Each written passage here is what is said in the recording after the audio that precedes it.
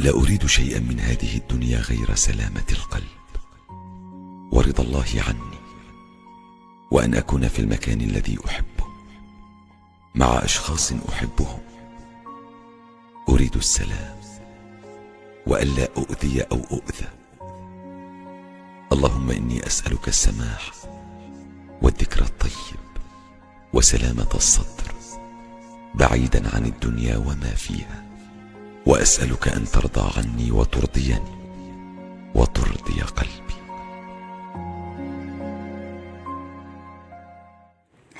السلام عليكم، نتمنى تكونوا كامل بخير. واش راكم حبيباتي؟ نقول لكم كل عام وانتم بألف ألف ألف خير. ودعنا ديسمبر، ودعنا 12 شهر يعني بحلوه ومره، ونغنى نستقبلوا في عام جديد. نسأل الله أن يكون عام خير وعام بركة وسعادة وهناء للجميع إن شاء الله. يعني عام مرت يعني سنة كاملة يعني بلمح البصر. معظمكم يعني لاحظوا هذا الشيء بلي الوقت راه يجري يجري يجري. نهار ولا يعني كالساعة، السمانة ولا تفوت بالخف. الشهر كيف غير البارح دخل ديسمبر، يعني عام غير العام اللي فات كانت دخلت 2022 يعني. الحمد لله على كل شيء جميل، الحمد لله. واحد يقول الحمد لله على كلش. سواء حاجة مليحة ماهيش مليحة، يعني احنا المسلمين نؤمنوا يعني بالقضاء والقدر. الحمد لله على نعمة العائلة، الصحة، يعني محبة الناس، حب الغير للغير كما نقولوا، حب الخير للغير. الحمد لله على كل شيء. بلا ما ننساكم انتم مشتركاتي الغاليات، شكرا على كل كلمة طيبة، على كل دعم، على كل تشجيع، يعني لكم بالمثل ان شاء الله. ان شاء الله اي وحده تتمنى لي الخير من قلبها ربي ان شاء الله يجعلها اضعاف مضاعفة ان شاء الله ليها. وان شاء الله اللي يكرهونا بدون سبب نقول لهم ربي يرزقكم فرحة ان شاء الله، فرحة كبيرة اللي تنسيكم فينا ان شاء الله. حتى هم لازم نشكرهم خاطر في كثير من الاحيان الغيرة والحسد كما فيهم جانب من الشر فيهم جانب من الخير. على بالي بزاف منكم اللي ما يعرفوهاش هذه، يجهلوا المعلومة هذه. المهم ما راحش نكثر الموضوع هذا، ممكن نحكوا فيها في فيديوهات قادمه ان شاء الله. شوفونا يا البنات، اكيد راكم تتسائلوا وتقولوا شي هذه كل يوم راهي في شمبره. كنت قلت لكم قبل بلي الشمبره اللي كانت في الطابق الثاني راهي بارده بارده بارده. جيت هنا الشمبره هذه على بالكم بلي اصلا الجو راهو نورمال، يعني مش لي البرد الكبير هذاك اللي موالفين به، بس على بالكم بلي كيجوا ايامات باردين سورتو في الليل يعني وقت الرقاد. هبطت هنا للشمبره، كانت الشمبره هذه هي مليحه ودافيه وفيها الفرن كما راكم تشوفوا الشوفاج هذاك، بس حديفوا فيها انا جايه قريبه للباب، معناتها الحس راح ينوضوك مع 6 تاع الصباح تلقاي الداخل الخارج. المهم ترقديش ريحه وخلاص. هنا نيطوايتها مليح مليح. نقيتها، جبت هذه الطابي. كنا قاعدين في الليله هذيك يعني يومين قبل ما يدخل العام الجديد. كنا قاعدين انا واختي وبنات خويا، كنا نقصروا هكا قاعدين على بالكم الاولاد. ديما في الفاكونس هكا يتلموا الاولاد ياكلوا هذيك الشواوه الزريعه. المهم الطابي هذه عمروها لي مام في السرير لقيتها. هذه هي، جبت هذه لابغوس هذه وبديت انا حسبت مره الاولى تفسدها لي، بالعكس لقيتها جبدت لي بلاوي زرقاء. نحت لي اللوش هذاك وذلك الزريعه كامل لقيتها فيها.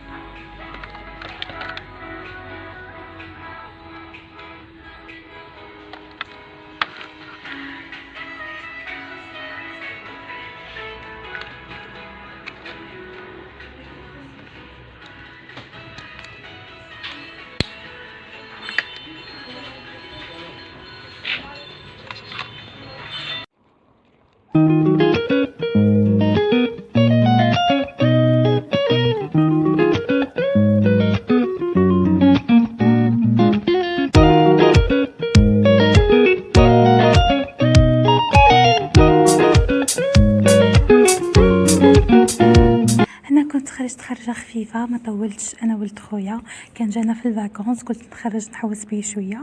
هنا بعد ما دخلت للدار ما طولتش برا، يعني خرجت جست ما شريت حوايج لنسحقهم ودخلت ديريكت. شوفوا اليوم اذا كان يعني الوقت، اذا ما جاش الفيديو طويل، يعني راح نعرض لكم بعض المشتريات مستحضرات التجميل، يعني العنايه بالبشره، يعني اللي يحبوا يهتموا بهذه الامور. راح نتكلم على بعض المنتوجات وبعض لي برودوي راهم يدوروا. واحد المنتج راهو يهضروا عليه بزاف، سورتو يدور بزاف في الفيسبوك في الانستغرام. يعني راح نمد رايي فيه بكل امانه. اذا ما كفانيش الوقت وجا الفيديو طويل راح نخليه الفيديو القادم ان شاء الله. ليسونسيال. شوفوا هنا البنات الشمبره اللي كنت رحلت ليها اللي راني فيها دركا. كان هذه لا فيترين فيها يعني خلوطه كبيره كما راكم تشوفوا، فيها هذيك الكبه تاع الخيط، فيها فيها القفالي، سكتوا برك، يعني خالطه فيها حتى السيليكون هذاك ليفيس، لا ما على باليش شكون اللي يحط لي في الحوايج هذه. هنا ليسونسيال. انا عطيتها يعني غسله مليح مليحه، مسحتها مليح مليح، وهكا باش نحط فيها حوايجي اللي نحتاجها.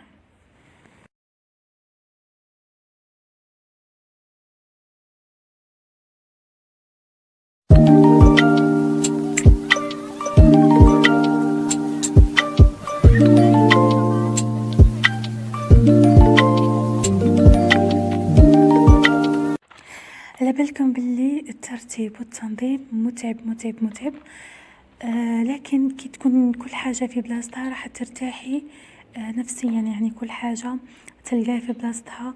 يعني منظر الفوضى أصلا مزعج ويهبط لك المورال. على هذه كي ننظم أموري نحاول نحافظ على ذاك النظام، نحاول ما نزيدش نعاود نخلق الفوضى في الشمبرة.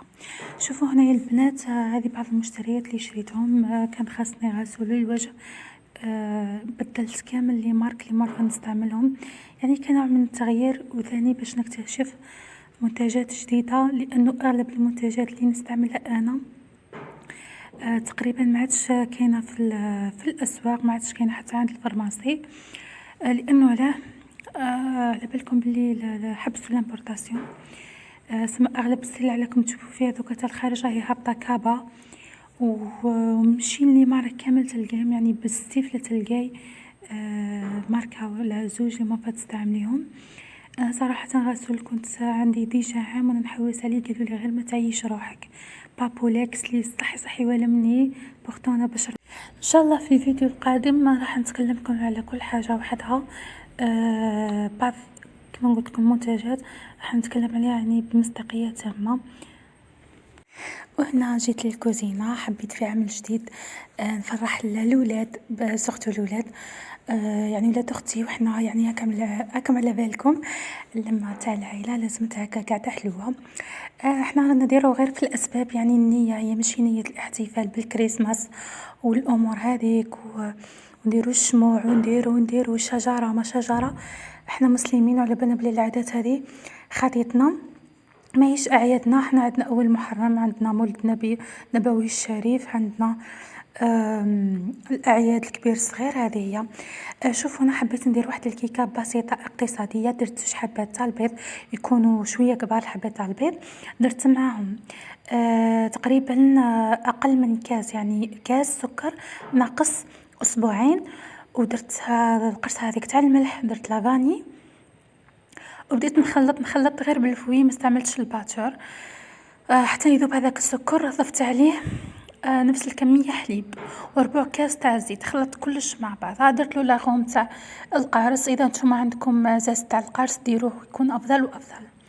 جيت هنا للخاميه، عفوا الفرينه ديرو كيما حبيت، ماشي كيما حبيتو قصدي النوعيه اللي حبيتو. هنا درت الفرينه العادي فقط لي تاع 25 كيلو، هذيك فقط العاديه، يعني ما عنديش هذيك تاع الكيلو وحدها تاع الميزان قصدي. هنا واش درت 2 مغارف الاولين، درت مع كيس كامل تاع خميره نوار، كيس كامل تاع خميره نوار. نعاود نكتب لكم المقادير في اول تعليق مثبت في الفيديو تحت الفيديو. هنا بديت ندير في الفرينه غير بشويه، نتوما فقط بقاو خلطوا حتى تذوب كامل هذيك الفرينه، يعني تتجانس مليح مليح باش تزيدوا تشوفوا اذا خاسته ولا مازال. فهمتوني هكا باش ما يهرب لكمش القوام. شوفوا يا البنات، شوفوا الكيكه سهله بسيطه، مي بزاف منكم مازال عندهم مشكل تاع المسكوتشو هذا، يا اما تقول لك يطلع يعاود يهبط لي، يا اما يطيب لي في جوانب في الوسط يبقى خضر يعني يبقى عجين، يا اما ما يطلع ليش. يعني كيفاش يجي يعني بالقوام كيما نتاعك انتي. منهم يعني اختي قالت لي كي تكوني طيبين نوقف معاك ونشوف كيف راكي ديري. شوفوا يا البنات، الكيك اولا كي تكثري له الخميره راح ينفخ تنفخ هكا ويعاود يهبط لك. ثانيا كي تعاودي تفتحي عليه قبل نص ساعه، يعني ما تحطي المول تاعك ملي تحطي الكيك نتاعك يطيب، ما تفتحيش عليه، لازم تفوتي هذيك ربع ساعه و20 دقيقه ما تفتحيش عليه، لانه اذا كان مازال عجين وتفتحي عليه راح هذاك وين تلقى هذاك وين بدا يطلع وانت فتحتي عليه يتشعك، يدخلوا البرد يعاود يهبط. نقطة ثانية، كي تكون الكويزينيير تاعك ولا الفور تاعك ما يطيبش مليح، خاطر كاين بنات يشكو من هذه النساء وبنات هكا يشكو من هذه النقطة عفوا، يقول لك انا الكويزين تاعي تحرق لي ولا يعني المشكل في الطريقة اللي طيب بها الفور نتاعك ولا الكويزينير. يعني يا اما طيبها بزياده تحرقها لك، هذا نقصيله شويه، يا اما ما يطيبش خلاص لازم تقويله شويه النار. يعني ما كيما انا طيب دائما على 180 درجه، يطيب لي يعني برضو حوالي 25 دقيقه يكون طايب، يعني يكون واجد. اللي عندهم المروحه يشعلوا المروحه، انا ما عنديش، يعني طيب من الفوق طيب من تحت يحمر لي في الجوانب نعاود نشعل عليه من الفوق. هنا نشوفوا سقيته بعد ما طاب لي، سقيته بالحليب درت له المغرف تاع نسكافيه، هذا ما كان. نقطة واحدة أخرى حبيت نقولها لكم نولها لكم، هي الشباك اللي في الفور ولا في الكويزينير، راقبوا إذا كان مايل ولا أعوج راح يبين لكم البلاطو. هنا هذه بزاف نقطة يغفلوا عليها، يعني شوفوا حاولوا تحطوه يعني في سطح يكون مستوي.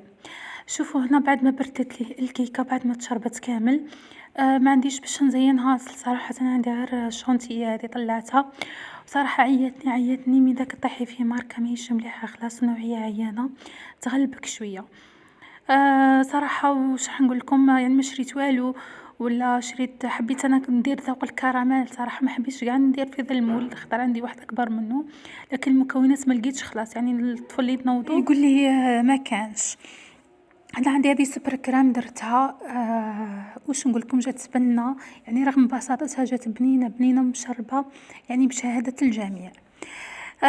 نتوما لكم الاختيار، حبيتوا تخلوها كيما هكا بالشكل هذا، حبيتوا يعني تزيدوا لها يعني كاوكاو ايفيلي في الجوانب، حبيتوا تزينوهم بحبات الفراز اذا عندكم الفراز، اذا حبيتوا يعني حنا نقترح عليكم نتوما كيما حبيتوا. تحبوا ديروا حبات سوريز، لكم الاختيار. المهم حبيت هذه فقط كاقتراح ديروها تفرحوا بها العائله، كما قلت لكم لا علاقه لا باحتفال لا بكريسماس لا بحتى حاجه. يعني انا دائما كل لما تاخواتاتي نحب ندير لهم حاجه حلوه، ويعني اغلب الحوايج اللي نديرهم ندير لهم يا اما غرايف يعني حاجه حلوه، يا اما كيكات كيما هكا كل مره نديرها لهم بذوق. فوالا هذه الكيكه تاعنا، ان شاء الله الفيديو تاع اليوم نال اعجابكم. اسمحوا لنا اذا كانت فيها حس ولا فوطاكم على بالكم الفاكونس الاولاد، وهذا هما الاولاد. نقصبها معكم، شوفوا كيفاش الموسي هبط وحده وجات خفيفه خفيفه خفيفه وبنينه. نقول لكم شهيتكم في الجنه، فرحوا عائلتكم وخواتاتكم بهذه الكيكه بسيطه والله ما تدي الوقت. انا درتها يعني بين الظهر والعصر، يعني بعد ما تغدينا وغسلت المهن كلش درتها، يعني ما داتش مني الوقت.